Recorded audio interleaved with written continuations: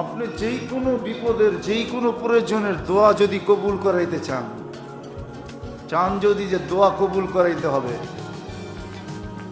আপনি দোয়া কবুল করাবেন, দোয়া কবুল করাবেন। আপনি যদি আপনি চান যে দোয়াকে আমার কবুল করাইতে হবে, তো আপনাকে কাজ করতে হবে।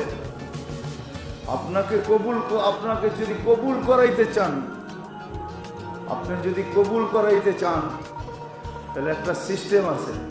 প্রথমে 100 বার আয়াতুল কুরসি, 100 বার দুরূদ শরীফ পড়বেন, 499 বার পড়বেন লা হাওলা ওয়ালা কুওয়াতা ইল্লা বিল্লাহ। এই পর্যন্ত, আগে না। কিন্তু যে সময় 500 বার পড়া হবে, শেষ বারে পড়বেন লা হাওলা ওয়ালা কুওয়াতা ইল্লা বিল্লাহিল আলিয়্যিল আযীম। 500 পড়া হয়ে গেছে, তারপরে 100 বার দুরূদ শরীফ পড়েন। এইভাবে কয়েকদিন পড়া দোয়া করেন। হাদিসের আলোকে, কিতাবের আলোকে বোঝা যায়, এটা এতটুকু বলা যায় যে কোরআন মাথায় নিয়েও বলা যায় যে আপনার দোয়া কবুল হবেই হবে, হবেই হবে, হবেই হবে।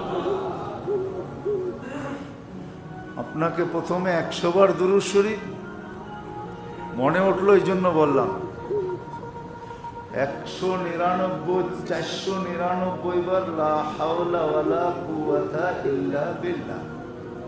যে সময় 500 পুরা হবে, তখন পড়বেন পুরাটা লা হাওলা ওয়ালা কুওয়াতা ইল্লা বিল্লাহিল আলিয়্যিল আযীম। তারপরে 100 বার দুরূদ শরীফ পড়ে আপনি দোয়া করেন।